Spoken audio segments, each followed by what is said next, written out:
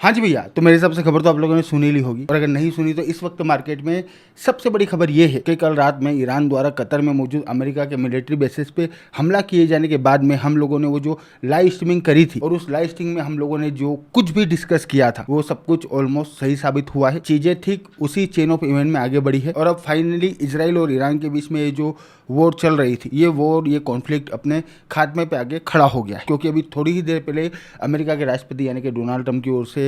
ये पोस्ट की गई जिसमें डोनाल्ड ट्रंप ने ये क्लेम किया है कि भैया ईरान और इजराइल के बीच में सीज फायर हो गया है और अगले 6 घंटे में ये सीज फायर इफेक्ट में आ जाएगा। अब यहाँ पे एग्जैक्टली क्या हुआ, अगर आप में से बहुत सारे लोगों ने कल रात की लाइव स्ट्रीमिंग नहीं देखी तो आप लोगों को ऑब्वियसली बात नहीं आइडिया होगा कि किस तरीके से चीजें हुई। मैं आप लोगों को सारी चीजें बताता हूँ, लेकिन उससे पहले मैं आप लोगों को ये बात बता दूं कि अभी थोड़ी देर पहले ये खबर निकल के आई है कि ईरान की ओर से इजराइल के ऊपर एक बार फिर से मिसाइल अटैक किया गया है, जिसमें इजराइल के जो रेसिडेंशियल एरिया हैं उनको इफेक्ट हुआ है। सीधी मिसाइल ये रेसिडेंशियल एरिया पे जाके गिरी है और लगभग 3 के आसपास लोगों की इसमें जान गई है। बट अगेन अगर यहाँ पे मैं पूरी ईमानदारी से बात करूँ तो ईरान वालों ने इजराइल के ऊपर ये जो मिसाइल अटैक किया है, ये डोनाल्ड ट्रंप ने जो सीज फायर अनाउंस किया है, इस सीज फायर के हिसाब से पूरी तरीके से वैलिड है। इनफैक्ट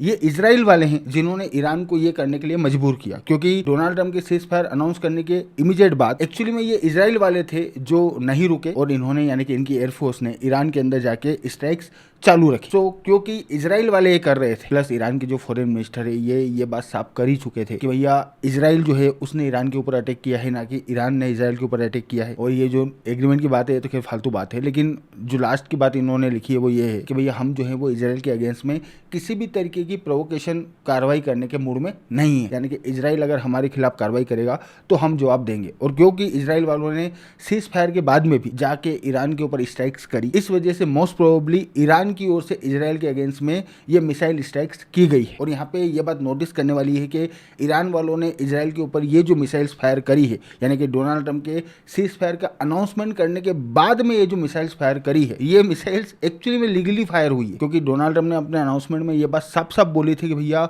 ये जो सीज फायर है ये 6 घंटे बाद इफेक्ट में आएगा, यानी कि भारतीय समय अनुसार सुबह 10 बजे से 11 बजे के बीच में ये सीज फायर इफेक्ट में आने वाला था। तो ईरान वालों ने अपने यहाँ से इजराइल के अगेंस्ट में जो मिसाइल्स फायर करी, ये इस टाइम पीरियड के पहले ही फायर कर दी थी। इस वजह से इसको लेके ईरान को ये लोग क्रिटिसाइज नहीं कर सकते ना। अब यहाँ पे मैं आप लोगों को ये भी बता दूं कि ईरान के अंदर ईरान का जो मीडिया है वो इस वक्त अपने लोगों को ये बात बोल रहा है कि भैया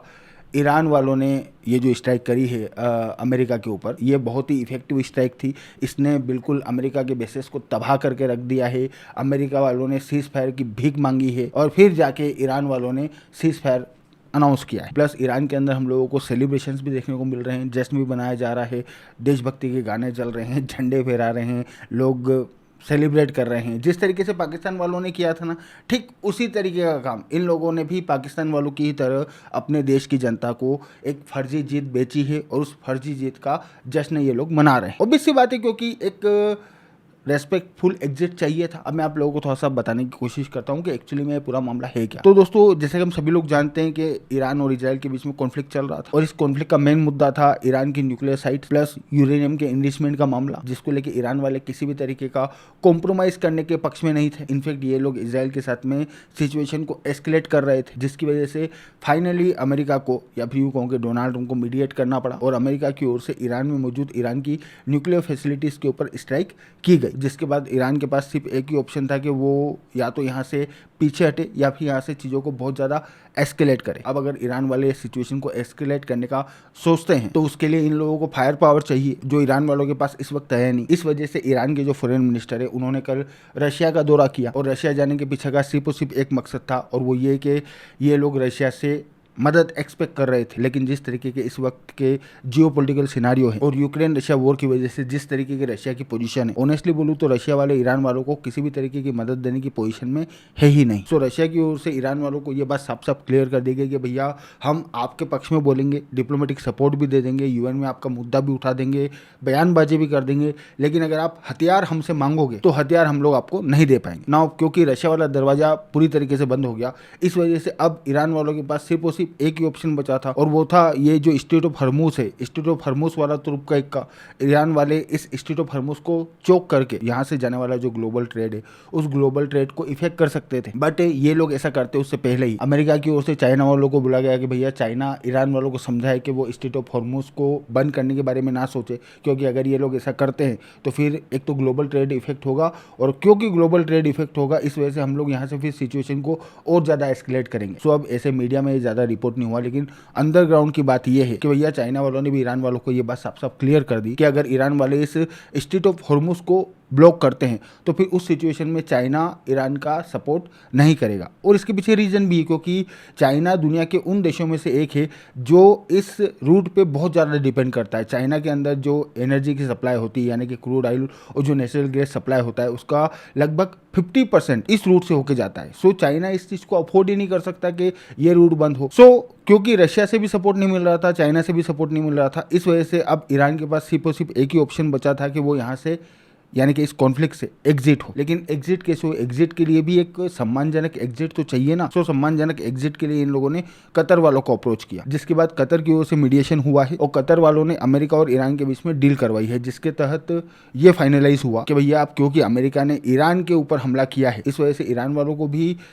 अमेरिका के अगेंस्ट में हमला करना पड़ेगा, क्योंकि ईरान की जो जनता है, ईरान की जो पब्लिक है, वो अपनी गवर्नमेंट से, अपने लोगों से ये एक्सपेक्ट करती है कि वो अमेरिका को जवाब दे। सो क्योंकि ये सिचुएशन थी इस वजह से ये फाइनल हुआ कि भैया ईरान जो है वो कतर में मौजूद अमेरिका का जो मिलिट्री बेस है, अमेरिका के मिलिट्री बेस पे एक सिंबॉलिक स्ट्राइक करेगा। इनफैक्ट ईरान वालों ने कतर में मौजूद अमेरिका के मिलिट्री बेस पे स्ट्राइक करने से पहले ही कतर वालों को इन्फॉर्म कर दिया कि भैया हम लोग स्ट्राइक करने जा रहे हैं, इतनी बजे स्ट्राइक करेंगे, इतनी मिसाइल्स फायर करेंगे। ये सारी की सारी बातें ईरान की ओर से पहले ही कतर वालों को बता दी गई थी। और बता क्या दी गई भाई, जब मीडिएशन ही कतर वाले कर रहे हैं, जब डील ही वहीं बैठ के फाइनल हुई है तो पहले ही वहीं पर सब तय हो गया होगा। सो इस वजह से कल रात को पहले ये खबर निकल के आई कि भैया ईरान जो है वो कतर में मौजूद अमेरिका के मिलिट्री बेस के ऊपर हमला करने जा रहा है, जिसके बाद ये खबर निकल के आई कि भैया कतर ने अपना एयर स्पेस बंद कर दिया है। देन उसके बाद जितने भी ग्लोबल मीडिया हाउस है, तमाम ग्लोबल मीडिया हाउस ने भी यही खबर रिपोर्ट करी कि भैया ये खबर कंफर्म है कि ईरान जो है वो कतर के ऊपर हमला करेगा। कतर के ऊपर हमला करेगा मतलब कि कतर के अंदर जो अमेरिका के मिलिट्री बेसेस है उनके ऊपर हमला करेगा, और हमला किसी भी वक्त हो सकता है। तो रात को माहौल बन गया था, और ये माहौल बनने के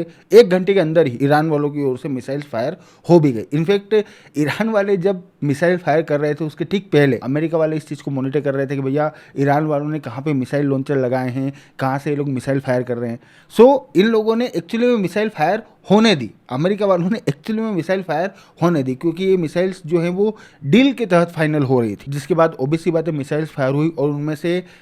सारी मिसाइल्स को अमेरिका का जो मिसाइल डिफेंस सिस्टम है उसने इंटरसेप्ट कर लिया, सिर्फ एक मिसाइल को छोड़ के। वो मिसाइल जो कि एक खुले इलाके में जाके गिर रही थी, उस मिसाइल को अमेरिका के मिसाइल डिफेंस सिस्टम ने इंटरसेप्ट नहीं किया और उसे गिरने दिया। प्लस इसके साथ साथ ईरान की ओर से इराक में अमेरिका का जो मिलिट्री बेस है उसके ऊपर भी एक मिसाइल फायर की गई, और उसे भी इन लोगों ने बता के फायर किया था, जिसे अमेरिका वालों ने इंटरसेप्ट कर लिया। तो ये पूरा घटनाक्रम हुआ, जिसके बाद में ईरान का जो मीडिया है उसने अपने देश के अंदर विक्ट्री डिक्लेयर कर दी। अमेरिका के ऊपर इन लोगों ने स्ट्राइक करी, उसे एक सक्सेसफुल स्ट्राइक बताया। ये भी बोलना शुरू कर दिया कि भैया अमेरिका वाले सीज फायर की भीख मांग रहे हैं, इजराइल वालों की हम लोगों ने अक्ल ठिकाने लगा दी है, फलाना ढिमकाना। मतलब कि ईरान वालों को एक जो रेस्पेक्टफुल एग्जिट चाहिए थी, वो रेस्पेक्टफुल एग्जिट अमेरिका वालों ने ईरान वालों को दे दी। अब यहाँ पे इजराइल वालों को अमेरिका वालों ने कॉन्फिडेंस में लिया था या नहीं लिया था, ये बात अभी भी क्लियर नहीं है। और जिस तरीके से इजराइल वाले डोनाल्ड ट्रंप के इस अनाउंसमेंट के बाद में भी ईरान के ऊपर एयर स्ट्राइक कर रहे हैं, उससे ये बात साफ साफ क्लियर है कि इजराइल वालों को डोनाल्ड ट्रंप ने कॉन्फिडेंस में नहीं लिया और इजराइल वाले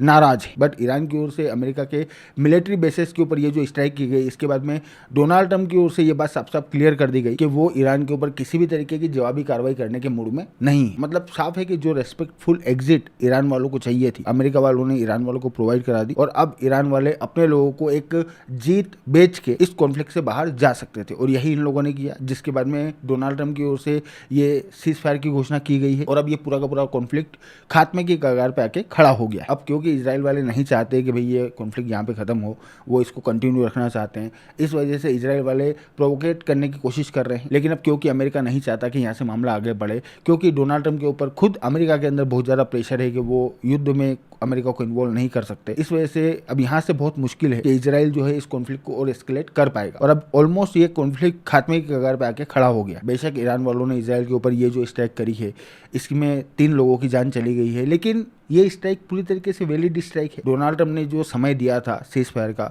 उस सीज फायर के समय के दौरान ही ये स्ट्राइक की गई है, और ये स्ट्राइक भी ईरान वालों ने इस वजह से करी क्योंकि इजराइल वाले नहीं रुक रहे थे। इजराइल की जो एयरफोर्स है वो अपने फाइटर जेट्स की मदद से कॉन्स्टेंटली ईरान के अलग अलग इलाकों पे बमबारी कर रही थी। सो ईरान की ओर से जवाब आना लाजमी था। सो ये कहानी है। कतर के मीडिएशन के तहत एक डील हुई, और उस डील के तहत ईरान ने कतर में मौजूद अमेरिका के मिलिट्री बेसेस के ऊपर हमले किए, जिसके बाद में बयानबाजी भी हुई। मतलब लिटरली साफ साफ दिख रहा था कि फर्जी बयानबाजी हो रही है कतर की ओर से, सऊदी अरेबिया की ओर से। इन सबको पहले से ही पता था कि क्या चल रहा है, क्या कहानी है और क्या होने वाला है। पूरी तरीके से वेल प्लान्ड अटैक था, एक स्टेज्ड अटैक था ईरान वालों को एक रेस्पेक्टफुल एग्जिट देने के लिए, क्योंकि ऑब्वियसली बात है ईरान एक आइडियोलॉजिकल स्टेट है, और एक आइडियोलॉजिकल स्टेट के लिए, और आइडियोलॉजिकल स्टेट ना हो तो भी किसी भी देश के लिए एक मेजर कॉन्फ्लिक्ट से बाहर आने के लिए रेस्पेक्टफुल एग्जिट जरूरी है, जिसका रास्ता डोनाल्ड ट्रंप ने उस वक्त बंद कर दिया था जब डोनाल्ड ट्रंप ने ईरान वालों से कंप्लीट और अनकंडीशनल सरेंडर मांगा, जो पर्सनली मेरे हिसाब से डोनाल्ड ट्रंप का बहुत गलत कदम था। क्योंकि डिप्लोमेसी में आपको सक्सेस तभी मिल सकती है जब आप कोई रास्ता ओपन रखो। अगर आप इस तरीके की बातें करके सारे रास्ते बंद कर दोगे तो फिर डिप्लोमेसी कैसे काम करेगी। हमेशा एक रास्ता तो ओपन होना ही चाहिए ना। इस वजह से फाइनली अब किसने डोनाल्ड ट्रंप को समझाया ये अपने को नहीं मालूम, किसने कन्विंस किया ये अंदर की बात होगी, लेकिन डोनाल्ड ट्रंप कन्विंस हुए, और डोनाल्ड ट्रंप ने ईरान को एक रेस्पेक्टफुल एग्जिट देने के लिए ये पूरे वेल प्लान्ड घटनाक्रम को एग्जीक्यूट करने को मंजूरी दी। तो ये पूरी कहानी है। यहाँ से कॉन्फ्लिक्ट ऑलमोस्ट खत्म हो चुका है, बट अगेन यहाँ पे अभी बहुत सारे सवाल खड़े हैं, जैसे कि उस 400 किलोग्राम 60% इनरिच्ड यूरेनियम का क्या हुआ, वो कहाँ गया, किसके पास है, ईरान के न्यूक्लियर प्रोग्राम का क्या होगा, इजराइल अब यहाँ से कैसे आगे बढ़ेगा, ईरान की ये जो मौजूदा रिजीम है ये अब कितना पावर होल्ड करेगी, क्या अमेरिका और ईरान के बीच में न्यूक्लियर डील होगी या नहीं होगी। अभी बहुत सारे ऐसे सवाल है जिनका जवाब हमारे पास नहीं है, और ऑब्वियसली बात है इन सवालों का जवाब जो है वो समय के साथ निकल के आएगा। अब अगेन अगर यहाँ पे कोई कुछ भलता ही कर दे तो उसका तो खैर मैं गारंटी नहीं दे सकता, लेकिन ये जो घटनाक्रम हुआ है इस घटनाक्रम से ये बात साफ साफ क्लियर है कि इस वक्त तो ये जो कॉन्फ्लिक्ट है ये अपने खात्मे की ओर आगे बढ़ चुका है, और अब यहाँ से इस कॉन्फ्लिक्ट में वापस से फुल फ्लैश वॉर शुरू होने के चांसेस बहुत कम है। सो ये कहानी उम्मीद करता हूँ आप लोगों को बात समझ में आई होगी। बाकी तो मैं हूँ आपका दोस्त सौरभ और आप देख रहे थे ज्ञान जरा हट के। Thank you for watching. I really appreciate your time.